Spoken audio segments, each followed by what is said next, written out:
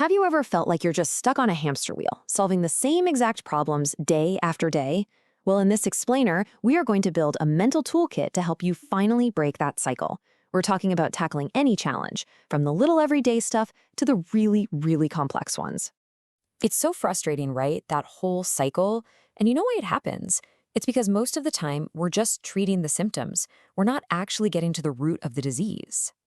So the whole goal here is to shift our thinking. We need to move away from just slapping on a temporary Band-Aid and start finding solutions that are actually permanent.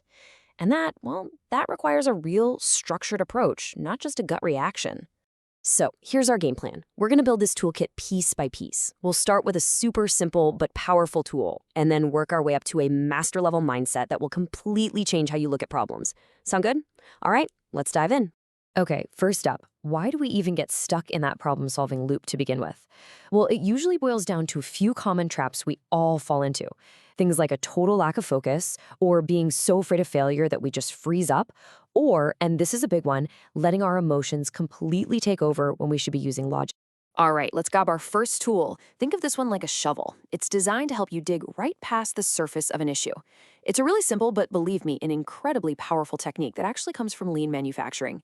It's called the 5 whys. The concept here is dead simple. By asking why over and over again, you literally start to peel back the layers of a problem until you find what's really going on at the core. And hey, don't get hung up on the number 5. It's just a rule of thumb. The real key is to just keep digging until you hit bedrock. Honestly, the process couldn't be easier. You just state the problem, and then you start asking why, kind of like a persistent toddler. So let's see how this actually plays out with a real example from Oakland University. The problem they had was this: a customer's product wasn't delivered on time. And the answer? Because the equipment failed. Okay, so that's the surface. That's the first thing you see. But we are not stopping there. That's just layer 1. Because the circuit board burned out. Okay, we're getting warmer. But that's still just a symptom, right? It tells us what went wrong, but it doesn't tell us why it went wrong. Because it overheated. You see that? We're shifting from just a broken part to an actual condition. We're digging deeper. Because the air filter wasn't changed. Now we're getting somewhere. We've just uncovered a failure in the process, not just a technical glitch. But we gotta ask, what's the root cause of that? And here it is, because there was no afternoon preventative maintenance shift scheduled. Boom. That right there is the root cause. And it's brilliant because it shows the problem wasn't a faulty part at all. It was a systemic issue with scheduling.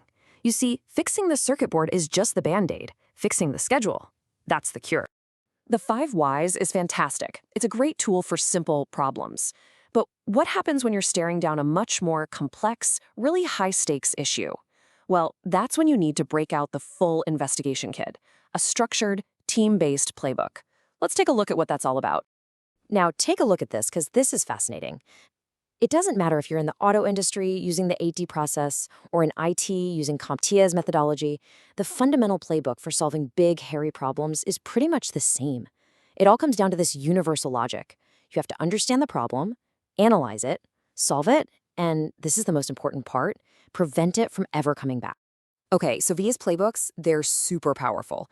But the most advanced problem solvers out there, they know something else. They know that the tools are only as good as the person using them. It's not just about what you do, it's about how you think. And this is the part where we really level up. We move beyond just following a recipe, and we start thinking like a chef. It's about developing a problem-solving mindset that lets you adapt and innovate and actually create solutions, not just follow a list of instructions. You know, long before all the latest business buzzwords came along, a mathematician named George Polya laid out these 4 timeless principles. And they are beautifully simple. Understand the problem, make a plan, carry out the plan, and look back on your work. I mean, think about it. How often do we skip that last step? We're so ready to jump to the next fire, we completely forget to learn from the one we just put out. Now, for the really messy, human-centered problems we face today, we have something called design thinking. This is not a checklist, okay? It's a whole new way of looking at the world. It all starts with empathy, literally putting yourself in the shoes of the person you're trying to solve the problem for. It's about being okay with ambiguity, with those wicked problems where the path forward is a total fog. And instead of just getting stuck on the problem, you become solution-focused. always building, testing, and learning your way toward a breakthrough. Okay, so let's recap. We've got our toolkit. We have a simple shovel with the 5 whys. We've got a professional investigation kit with these structured playbooks. And we have a master's mindset with design thinking. But how in the world do you know which one to use and when? So, how do you pick the right tool for the job? Well, it's actually pretty simple.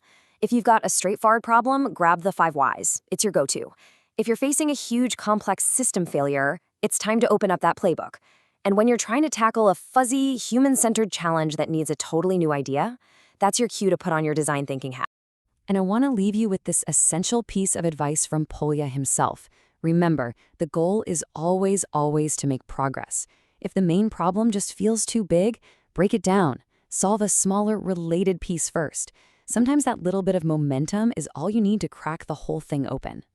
So the next time you're up against a challenge, ask yourself that question. By thinking systematically, by digging for the real root, by following a smart plan, and by adopting the right mindset, you're going to move from just fixing things to making them fundamentally and permanently better. And that, right there, is the true power of effective problem solving.